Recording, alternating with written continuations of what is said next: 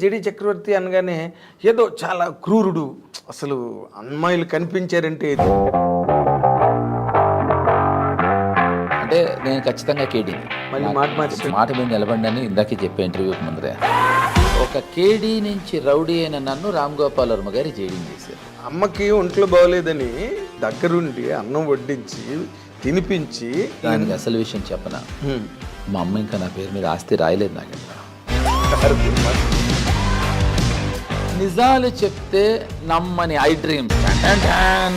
High slot commercial హీరోగా మన తెలుగులో నిన్ను ఎస్టాబ్లిష్ చేసుకోకపోవడం అన్నది అది ఏంటి? చాలా మంది నన్ను నువ్వు చాలా అరగంట అంటూ ఉంటారు. నేను డినై చేయను. ఇప్పుడు నువ్వు ఇంటర్వ్యూ చేద్దాం అనుకున్నప్పుడు నేనేంటో నువ్వు తెలుసుకుని చెయ్యాలి. అప్పుడు నువ్వు జర్నలిస్ట్వి. ఉన్నదానికన్నా ఎక్కువ అనుకుంటే నువ్వు వేస్ట్ జర్నలిస్ట్, తక్కువ అనుకుంటే వేస్ట్ ఫెలో జర్నలిస్ట్. నాకు ప్రాబ్లం ఉంది. నా కొడుకు నా గురించి ఏం తెలియదు అనుకుంటా. సత్య అనే సినిమా నేను ఇవాళ చేయటం వల్ల I feel I'm the richest guy. Why Telugu is not being preferred by you? పక్కింటి అమ్మాయి కన్నా పక్కసందులో అమ్మాయి మీద ప్రిఫరెన్స్ ఎక్కువ ఉంటుంది ఇప్పుడు. అసలు అలా మాట్లాడతావంటే ఏదో పెద్ద పోటుగాళ్ళలాగా. అంటే ఇప్పుడు ఏమైనా కాంటెస్ట్ పెడతావు ఇక్కడ? యథారాజ తథా ప్రజ. ఆయన అసలు అల్టిమేట్. ఇప్పుడు మోస్ట్ జెంటిల్మెన్ పేరు పెట్టుకున్న కృష్ణారెడ్డి గారు కృష్ణుడి పేరుకి ఇన్సల్ట్ ఆయన. మా గురువేమో రాముడి పేరు పెట్టుకుని నేను నాశనం చేశాను. చాలా చోట్ల మహేశ్వరితో ఫస్ట్ జ్యోతి చిత్రంలోనే వచ్చింది. అవును, నేనే రాశా మహేశ్వరితో లవ్ అఫైర్ అని. చెప్తాను సింపుల్గా. సిస్టర్ మహేశ్వరికి సిస్టర్ కాదు కాదు కాదు నువ్వు నన్ను ఏమడిగావో నాకు బాగా గుర్తుంది. గురువుది కదా శ్రీదేవి. ఇప్పుడు ఆయనకి దొండకాయ కూర ఇష్టం అంటే నాకు ఇష్టం ఉండకూడదు ఏంటి? అంటే ఎంతమంది పడి అంతేనా? సిస్టర్ మహేశ్వరి మీద పెళ్ళైనప్పుడు దీవించాను షాలువా కప్పుకోకుండా. మీ అందరూ అంటే బాగా ఆర్డెంట్ ఫాలోవర్స్. నాకు బాగా గుర్తుంది, అభిషేక్ బచ్చన్ సర్కార్ సినిమా ఇస్తా ఉన్నప్పుడు కొన్ని సినిమాలు చెప్పాం చూడమని. ఎంత గొప్ప సినిమాలు అంటే చెప్పాం. నెక్స్ట్ డే మధ్యాహ్నం వచ్చాడు. వచ్చి ఒక బ్లాంక్ ఫేస్తో వచ్చాడు. అలా మమ్మల్ని ఇద్దరిని చూస్తున్నాడు. ఏమైంది అభిషేక్, ఒంట్లో బాగాలేదా అన్నాం. ఎంత పార్ట్ అయింది మన సినిమా అన్నాడు. ఎందుకు అన్నాడు?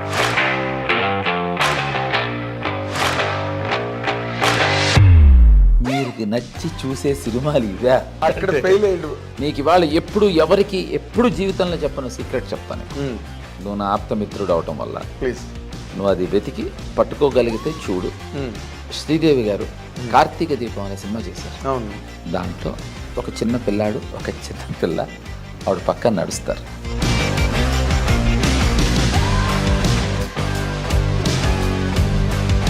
I've never ever revealed this anywhere and that's the first time I revealed. Oh, great. Love at first sight. కానీ ఇటీవల రోజుల్లో వర్మ గారి తాలూకు జర్నీ మీ అందరికీ ఇవాళ నిజం చెప్పాలి, మీడియా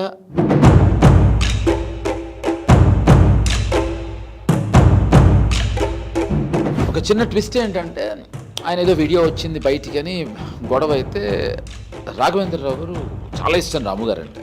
ఆయన అసలు పిచ్చి కోపం వచ్చి రామ్ సత్యనారాయణ గారిని పిలిచి, ఏంటి సత్యనారాయణ అసలు ఎందుకు వచ్చింది, ఎవడు బయటికి తీసుకొచ్చాడో వీడియోని వాడిని పట్టుకో, వాడిని అంత చూద్దామన్నారు. కష్టం గురువు గారు, మనం అతను అంత చూడలేమన్నాడు. ఈయన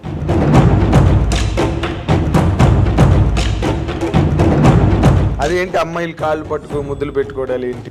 మారిపోయాడు అసహ్యంగా. ఇదివరకు ఇంకా బెటర్గా ఉండేవాడు. ఎట్లా?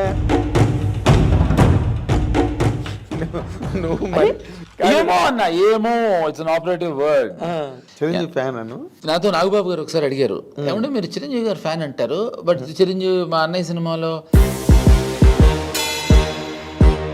అర్థమైందా నాగబాబు గారికి?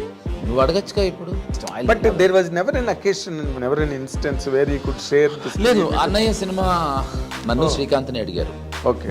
ఇక్కడ ఏంటంటే, ఒరే శ్రీకాంత్ నన్ను క్షమించరా, ఇవాళ నిజం చెప్పాల్సి వస్తుందిరా నాగేందర్ తోటి, నన్ను మనస్ఫూర్తిగా క్షమించరా. చిరంజీవి గారి ఇంట్లోనే ఉంటుండేవాడు. వాడిని అడిగేప్పటికి ఎగిరికి అంతేసి చేస్తా సరే అన్నాడు వాడు. నా దగ్గరకు వచ్చినప్పుడు నేను ఖచ్చితంగా చెయ్యను.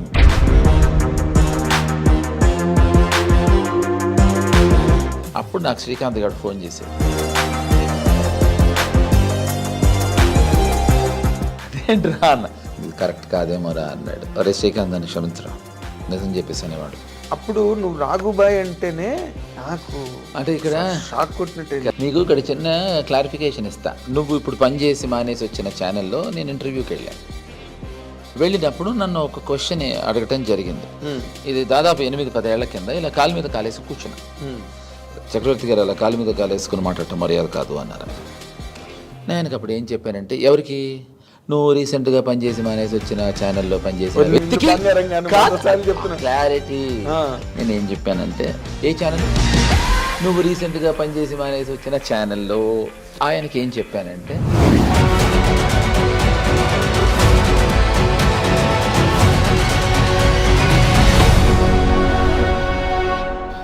ఇది కట్ చేయకండి.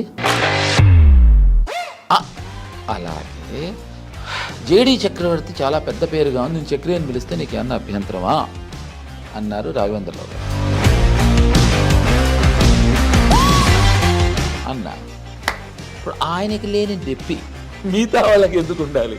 నువ్వు హిందీకి వెళ్ళిపోవడమే బెటర్ అయింది తెలుసా అసలు, ఏ కొంతవరకు Telugu industry. Welcome to our dear viewers of I dream. This is the really a wonderful moment here in the studio. That is KD, Rowdy, JD అని మాట్లాడుకునే జేడి చక్రవర్తి ఈరోజు మనతో పాటు స్టూడియోలో ఉన్నారు. Welcome JD Chakravarthy. Thank you so very much. నువ్వు చెప్పిన 3 నాకు సంబంధం లేని పేర్లు. కేడి సంబంధం లేదు, రౌడీ నాకు సంబంధం లేదు, జేడీ కూడా నా సొంత పేరు కాదు, శివాలో నా క్యారెక్టర్ నేమ్, కాబట్టి I will not feel bad for it. Ram Gopal Varma గారిని నువ్వు ఒక ప్రత్యక్ష దైవంగానే భావిస్తాను. 100%. And it is all the while 100%. All the while justifiable. There is no debate on that. నువ్వు నీ క్వశ్చన్ ఫినిష్ చేసే ముందర విషయం చెప్తా. నేను ఆయన చుట్టాన్ని కాదు, పక్కాన్ని కాదు. ఆయనకి ఎటువంటి వైపు నుంచి చూసినా ఎటువంటి రిలేషన్షిప్ లేదు నాకు ఆయనకి. అఫ్కోర్స్ ఇప్పుడు నేను వాళ్ళ ఇంట్లో 3వ కొడుకుని, వాళ్ళ మదర్కి, అది వేరే విషయం. వాళ్ళ సిస్టర్ విజయ్ గారికి నేను 3వ బ్రదర్ని, అదే తర్వాత పక్కకి పెడదాం. కానీ కేవలం నన్ను, నా టాలెంట్ని, నాకేదో టాలెంట్ ఉందని చెప్పింది ఆయన. నాకు టాలెంట్ ఉందని నాతో 34 సినిమాలు తీశారు. ఓకే, అవును. ఎందుకు తీయాలి? కేవలం ఇంకొక విషయం. రాము గారు నాకేం ఛాన్స్ ఇవ్వలేదు. రాము గారు ఎవరికీ ఛాన్స్ ఇవ్వలేదు. రాము గారు ఛాన్స్ తీసుకున్నారు. ఇవ్వటం కన్నా తీసుకోవటం గొప్పది. నా మీద ఛాన్స్ తీసుకున్నాడు. నిజం, అసలు సీరియస్లీ. అంత కొత్తగా ఎలాగ ఆలోచిస్తావు చక్రి నువ్వు? ఎవడైనా బతికున్నంత కాలం రామ్ గోపాల్ వర్మ గారు నాకు గొప్ప ఛాన్స్ ఇచ్చాడండి, మహానుభావుడు అని అంటారు. ఇప్పుడు దాసనారాయణ గారి టేబుల్ మీద ప్రతాపాట్స్ రాఘవ్ గారి ఫోటో ఉంటుంది, కోడి రామకృష్ణ గారి టేబుల్ మీద ప్రతాపాట్స్ రాఘవ్ గారి ఫోటో ఉంటుంది, ఈవి సత్యనారాయణ గారి ఇంట్లో రామానాయుడు గారి ఫోటో ఉంటుంది. అలాగా ఇప్పుడు రామ్ గోపాల్ వర్మ ఇంట్లో జేడి చక్రవర్తి ఫోటో. నీకు అర్థం కాలేదు. మా గురువు ఎంత గొప్పవాడంటే, మిగతా వాళ్ళందరూ గొప్పవాళ్లే, వాళ్ళు ఛాన్సులు ఇచ్చారు. నా గురువు నాలాంటి వాడి మీద ఛాన్స్ తీసుకున్నాడు. నన్ను తీసుకెళ్ళి ఒక ఆమీర్ ఖాన్ తోటి, ఒక సంజయ్ దత్ తోటి, ఒక నాగార్జున గారితో సినిమాలు తీసిన రామ్ గోపాల్ వర్మ గారు, ఒక వెంకటేష్ గారితో, అరే నన్ను తీసుకెళ్ళి సత్యాన్ని హిందీలో లాంచ్ చేద్దాం అన్నారు. ఆమీర్ ఖాన్ జాకీ ష్రాఫ్తో చేసి ఆయన ఛాన్స్ ఇవ్వలేదు, ఛాన్స్ తీసుకున్నాడు. ఛాన్స్ తీసుకోవటం గొప్పది ఛాన్స్ ఇవ్వటం కన్నా. There is a very sharp edge. Exactly. In understanding. నా ఉద్దేశం ఛాన్స్ తీసుకునేవాడు గొప్పవాడు, ఇచ్చేవాడు కన్నా. ఎగ్జాక్ట్లీ. ఇది చాలా చాలా ఎలాబరేట్ మీనింగ్ ఉన్న మాట. సో అందుకని నేను నా గురువు, ఇంతకీ నీ క్వశ్చన్ ఏదో మధ్యలో ఆపాను. రామ్ గోపాల్ వర్మ గారు ఆయన ప్రత్యక్ష దైవం. కరెక్ట్. నీ నువ్వు అవకాశం ఇచ్చావు ఆయనకి, ఇదంతా బాగుంది. నేను ఇవ్వలేదు అవకాశం, ఆయన నా మీద ఛాన్స్ తీసుకున్నాడు. అదేనబ్బా, అదే రిస్క్ తీసుకున్నాడు. అవ్వ పేరే ముసలమ్మ. నువ్వు ఇందాక రిస్క్ తీసుకున్నాడు. దట్స్ నా మీద రిస్క్ తీసుకున్నాడు, టేక్ చేసాడు ఆయన. That's a truth. లేకపోతే నిన్నెవరు పెట్టుకోవాలి? And after doing with Jackie Shroff and Aamir Khan, అలాంటి వాళ్ళతో చేసినప్పుడు ఆ రేంజ్ హీరోలు కదా, సంజయ్ దత్ వాళ్ళతో చేసి ఇక్కడ జేడి చక్రవర్తితోనే చెయ్యాలి. Nobody did. ఇప్పుడు ఆ రోజు నువ్వు గులాబీ సినిమా అప్పుడు హీరో అయినప్పుడు ఎలాగైతే correct people were raised their eyebrows, అలాగే సత్యకి, అలాగే తర్వాత. మరి నాకెందుకు ఆయన ఛాన్స్ నా మీద రిస్క్ ఎందుకు తీసుకోవాలి? కాబట్టి గొప్పవాడు అంటున్నా. ఛాన్స్ ఇచ్చేవాడి కన్నా ఛాన్స్ తీసుకునేవాడు మహానుభావుడు. ఎగ్జాక్ట్లీ. ఆ రకంగా కూడా వర్మ గారు చాలా గొప్పవాడు అన్న దానిలో డౌట్ లేదు. కానీ ఇటీవల రోజుల్లో వర్మ గారి తాలూకు జర్నీ ఇప్పుడు అట్లీస్ట్ మనందరం ఆయన మొదటి నుంచి నేను ఆయనతోనే అన్నా ఏమని మీరు ఒక ఇంటర్వ్యూ రామ్ గోపాల్ వర్మ గారిది సంపాదించాలంటే ఆయన ఎవరిని సెలెక్ట్ చేస్తాడో ఎప్పుడు ఇస్తాడో అసలు ఏమీ తెలియని పరిస్థితి. I agree. అది పెద్ద అచీవ్మెంట్. నాకు ఆ రోజుల్లో మేము ఆంధ్రజ్యోతిలో ఉన్నప్పుడు I was only the achiever in entire press, ఇది ఇంక్లూడింగ్ ఇంగ్లీష్ డైలీస్ ఆల్సో. రాము గారిని రీచ్ అవ్వాలంటే మమ్మల్ని ఎంత టార్చర్ చేసేవారు మిగతా జర్నలిస్టులు అందరూ కూడా నాకు తెలుసు. Yes, I remember. ఆ టైంలో కంపెనీకి పిఆర్ఓ ఉండకూడదు అన్న టైంలో నేను మన గిరిధర్ని ఎస్ బలవంతంగా తీసుకెళ్ళి కంపెనీకి పిఆర్ఓగా పెట్టా. అవును, నాకు గుర్తుంది. పెట్టు, జీతం ఇవ్వు, కానీ నా ఇంటర్వ్యూలు నేను ఇవ్వనని చెప్పాను. మీరు ఇచ్చిన ఇవ్వకపోయినా గిరి ఉండాల్సిందే మన కంపెనీకి అని పెట్టా. Yeah, so what's your question? అదే, అలాంటి ఆయన ఇటీవల రోజుల్లో అలాగా డిఫరెంట్ ప్రపోర్షన్స్లోకి, అంటే సంథింగ్స్ అంత డైజెస్ట్ అవ్వట్లేదు అంటావు ఒక మాటలో. నేను ఒక మాటలో మీ అందరికీ ఇవాళ నిజం చెప్పాలి అంటే ఇప్పటి వరకు అబద్ధాలు చెప్పానా అంటే చెప్పుండొచ్చు. సో క్వశ్చన్ ఏంటంటే, మీడియా ఈ ప్లాట్ఫామ్స్ రావటం వల్ల రాము గారి గురించి మీరు ఇవాళ ఇవన్నీ చూడటం వల్ల, తెలుసుకోవటం వల్ల, తెలియటం వల్ల ఏంటి ఇలా అంటున్నారు. రాము గారు నాకు పరిచయం అయిన రోజు నుంచి ఇలాగే ఉన్నారు. ఇప్పుడు నువ్వు నన్ను ఎందుకు మారిపోయాడు అంటే నేను ఆలోచించి అబద్ధమైన ఎగ్జాంపుల్ చెప్పాలి. ఆయన శివాకి ఇలాగే ఉన్నారు, సత్యకి ఇలాగే ఉన్నారు, సర్కార్కి ఇలాగే ఉన్నారు. అప్పుడు మీడియాలు ప్లాట్ఫామ్స్ లేకపోవటం వల్ల మీ వరకు రాలేదు, మీకు తెలియలేదు. దీంట్లో ఒక చిన్న ట్విస్ట్ ఏంటంటే, ఆయన ఏదో వీడియో వచ్చింది బయటికి అని గొడవ అయితే, రాఘవేంద్రరావు గారు చాలా ఇష్టం రాము గారు అంటే. ఆయన అసలు పిచ్చి కోపం వచ్చి అసలు ఏంటిదని మన రామ్ సత్యనారాయణ గారిని పిలిచి, ఏంటి సత్యనారాయణ అసలు ఎందుకు వచ్చింది, ఎవడు బయటికి తీసుకొచ్చాడో ఆ వీడియోని వాడిని పట్టుకో, వాడిని అంతు చూద్దామన్నారు. కష్టం గురువు గారు, మనం అతను అంతు చూడలేమన్నాడు ఈయన. ఎందుకన్నాడు, ఆ వీడియో బయట పెట్టింది రాము గారేనండి అన్నాడు ఈయన. ఇప్పుడు విషయం ఏంటంటే, రాము గారు శివ నుంచి ఇలాగే ఉన్నారు నాగేంద్ర. కాబట్టి నాకు ఇప్పుడు ఈ ప్రశ్న అడిగినప్పుడు ఒక షాక్. అబ్సల్యూట్గా సత్య సినిమా అయిన తర్వాత ఈ భూతల ప్రపంచంలో ఎవడైనా కౌన్ అనే సినిమా తీస్తాడయ్యా నా, బికాస్ అప్పుడు మీడియా లేదు. మీడియా ఉంది కానీ ఇలా లేదు, ప్లాట్ఫామ్స్ ఇంత ఇలా లేదు కదా. సో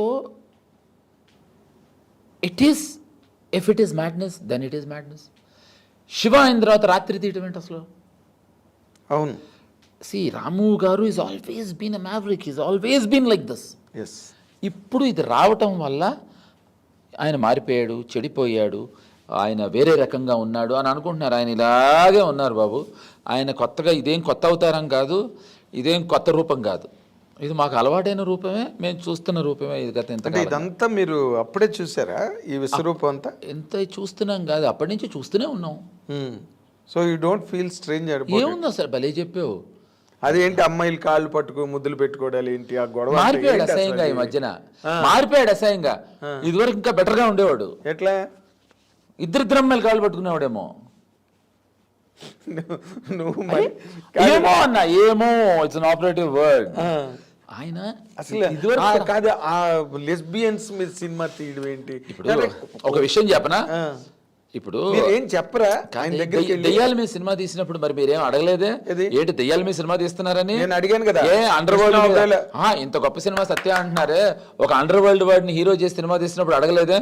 లెస్బియన్ మీద తీస్తే మీకు అతని ఇష్టం, అతనిదయ్యా, ఆయన సినిమాలు అయింది కాదు. నువ్వు కాదు, నువ్వు మరీ విచిత్రంగా మాట్లాడుతున్నావు. ఆయన అంతా సపోర్ట్ చేసి ఆయన ఇష్టం అయ్యా అంటున్నావు. కాదు, మరి చూడద్దు, నేను చూడమన్నాడు ఆయన లెస్బియన్ మీద సినిమా తీస్తే చూడొద్దు. ఇప్పుడు ఫర్ ఎగ్జాంపుల్ నువ్వు చేస్తావని అడిగారు డైరెక్షన్, నేను చేయలేను సార్, నాకు అంత అవగాహన లేదు, నాకు అంత ప్రతిభ లేదు లెస్బియనిజం తీయడానికి, నేను చేయలేను సార్ అడిగారా?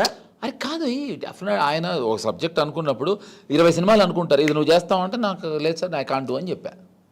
అంటే ఇలా చెప్పలేదు, అదేలే ఎలా చెప్పావు? ఎలా చెప్పాను అనేది ఇప్పుడు నేను చెప్తే ఆయనకు అర్థమైపోతుంది. ఇంకోసారి నేను ఎలాంటివి చెప్తే పట్టేస్తాడు.